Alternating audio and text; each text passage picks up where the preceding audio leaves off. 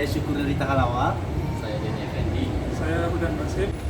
Kali ini kami akan mewawancarai salah satu pemilik bisnis logistik yang berbasis di Shopee. Tolong simak video atas ilmu apa yang kami dapat dari interaksi ini. Dadah.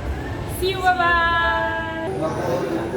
Oke, Pak Ken, ada beberapa pertanyaan dari kami nih Pak terkait peran pentingnya teknik logistik dalam bisnis Shopee ini.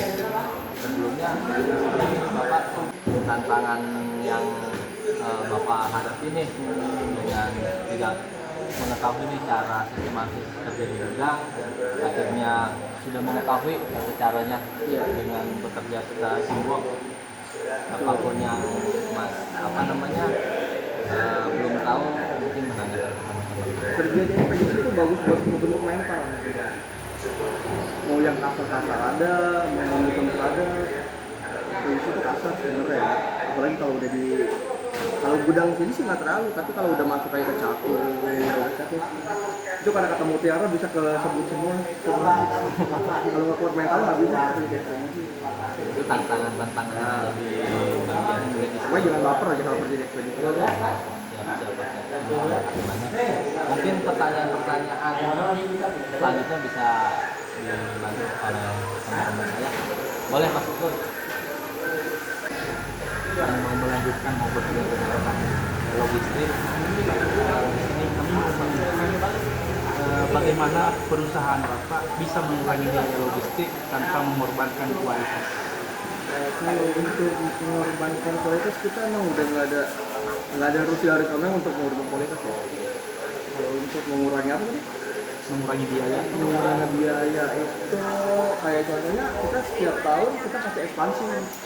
Kayak awal kan kita dari Balaraja itu kan ke sini kan lumayan jauh dong. Makanya setiap tahun atau setiap event kita lihat pergerakan ADO kita. ADO itu kuantiti paket untuk suatu wilayah. Kayak misalnya Tenjo sama Jambe itu dari tahun ke tahun kayaknya peningkatannya lumayan.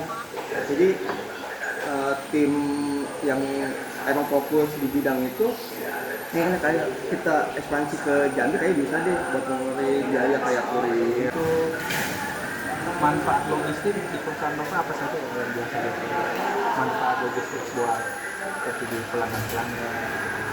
Khususnya buat pelanggan ya, itu semuanya nggak bisa kita sendiri, kita udah masuk ke era digital ya.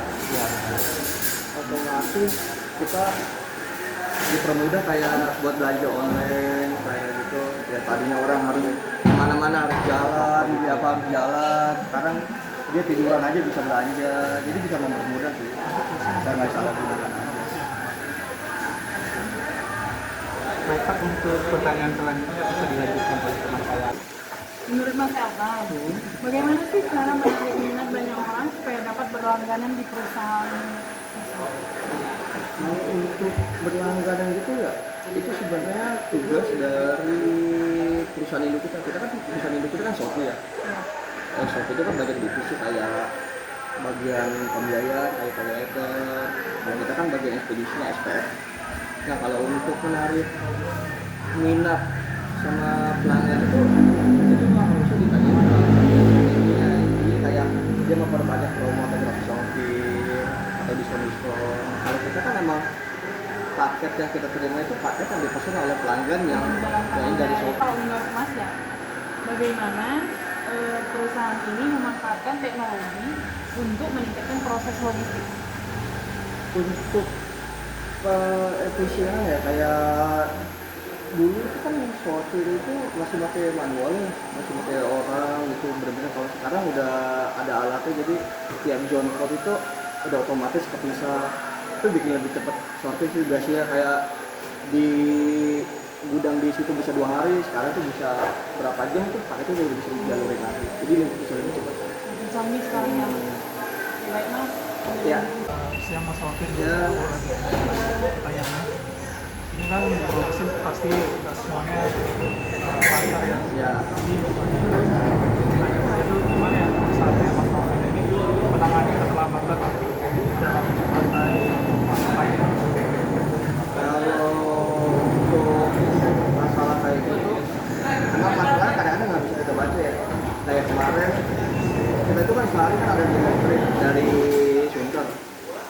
Nah trip 2 kan tadi tuh datang tuh jam 9, jam setengah 10, kadang-kadang bisa lebih cepat juga.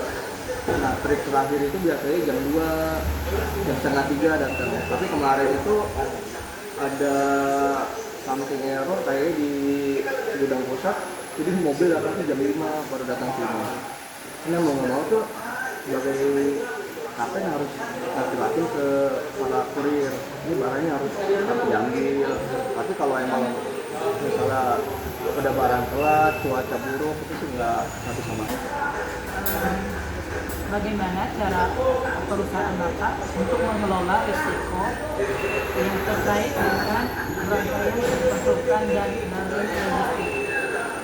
Kalau resiko ya, kalau kita itu resikonya berkaitan dengan paket yang kita kelola ya. Jadi kayak misalnya barang hilang atau paket rusak, kita kan ada rulesnya ya. Kayak misalnya barang, kan ini kan barang baru datang nih, ada yang kita terima itu barangnya rusak, itu langsung kita proses. Yang penting ada laporannya, step by step jelas, sama bukti barang itu rusak, itu ada semua. Itu nanti kalau emang kesalahan di gudang, nanti gudang pusat yang tanggung jawab kayak capung, pinter. Nah, kalau emang kesalahan dari kita, kayak misalnya ini barang rusak, kayak kita kan barang rusak itu kan ada batasnya. 3 jam setelah barang datang itu harus kita proses. Kalau lebih dari 3 jam itu otomatis klaim ke gudang. Jadi kalau udah klaim ke gudang, kita yang harus baik. Terima kasih banyak ya Pak Kepsa.